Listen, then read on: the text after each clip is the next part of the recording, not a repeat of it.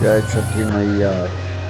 सभी दर्शकों श्रोताओं और श्रद्धालुओं का स्वागत है। इस पावन अवसर पर छठ महापर्व के कार्यक्रम में यह पावन छठ पर्व केवल धार्मिक अनुष्ठान नहीं है, बल्कि यह आस्था, अनुशासन और प्रकृति के प्रति कृतज्ञता का उत्साह है। बिल्कुल सही कहा आपने। छठ पूजा भारत के उन कुछ त्योहारों में से एक है जिसमें सूर्य देव यानी ऊर्जा के अवसर स्रोत और छठी मैया की उपासना की जाती है। इस पावन पर्व में न कोई मूर्ति होती है, न कोई घर मंदिर, और आवश्यकता बस होती है तो शुद्ध मन, शुद्ध आस्था और पवित्र के भरी भावना। इतिहास की उत्पत्ति से छठ पूजा का इतिहास बहुत पुराना है। वेदों में युग से भी जुड़ा हुआ है। कहा जाता है कि ऋग्वेद में सूर्य देव की उपासना का उल्लेख मिलता है। महाभारत में भी कुंती और द्रौपदी द्वारा सूर्य पूजा किए जाने का वर्णन मिलता है।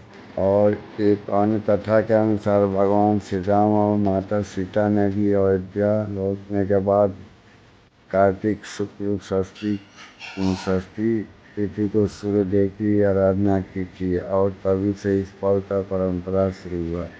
छठ पूजा कब और क्यों मनाई जाती है? छठ महापर्व वर्ष में 2 बार आता है। एक बार चैत मास में, जिसे चैती छठ कहते हैं, और दूसरा बार कार्तिक माह में, जिसे डाला छठ कहा जाता है। कार्तिक माह में छठ पूजा सबसे लोकप्रिय है, जो दीपावली के छठे दिन मनाई जाती है। यह पर्व 4 दिनों तक चलता है। हर दिन का अलग एक विशेष महत्व है। आइए इसे एक एक कर समझाते हैं। पहला दिन नहाय खाय। पहले दिन जो नहाय खाय कहा जाता है, इस दिन व्रती उपासना करने वाला व्यक्ति नदी या तालाब में स्नान करता है और घर को पवित्र करता है। इसके बाद शुद्ध शाकाहारी भोजन बनाता है। प्रातः काल लौकी, चने की दाल और चावल और उसी भोजन से व्रत की शुरुआत होती है। दूसरे दिन जो खरना करते हैं, इस दिन व्रती पूरे दिन निर्जला उपवास रखता है और शाम को सूर्यास्त के बाद गुड़ और दूध से बनी खीर रोटी का प्रसाद बनाकर पूजा करता है। इस प्रसाद के घर से सभी लोग ग्रहण करते हैं। इसी दिन से व्रतियों का 36 घंटे का निर्जला उपवास प्रारंभ हो जाता है। न जल न अन्न, न कोई चीज खाना। यह उपासना सच्ची आत्मा, स्नेह और आस्था के प्रतीक है। तीसरा दिन संध्या अर्घ। तीसरा दिन यानी कार्तिक शुक्ल षष्ठी को व्रत सूर्यदेव को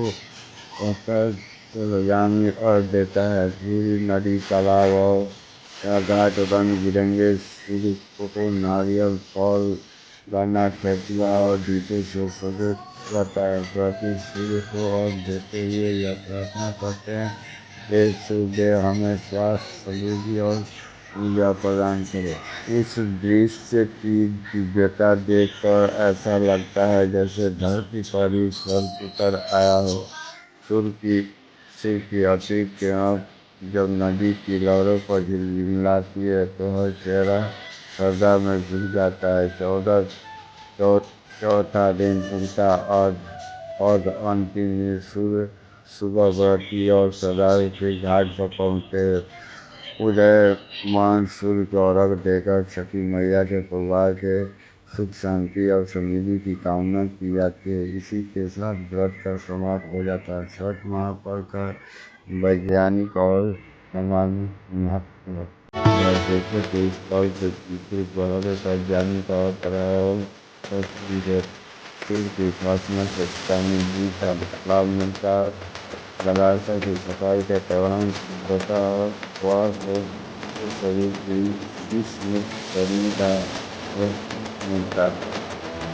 सामाजिक दृष्टि से परिवर्तन समानता और माना गया है। शेयर, लाइक करें, सब्सक्राइब करें, ज़्यादा से ज़्यादा शेयर करें। राधे राधे। मैं यूट्यूब हैंडल नहीं है मेरे यूट्यूब हैंडल ज़्यादा से ज़्यादा राधे राधे। राधे राधे। मैं वन से सब्सक्राइब।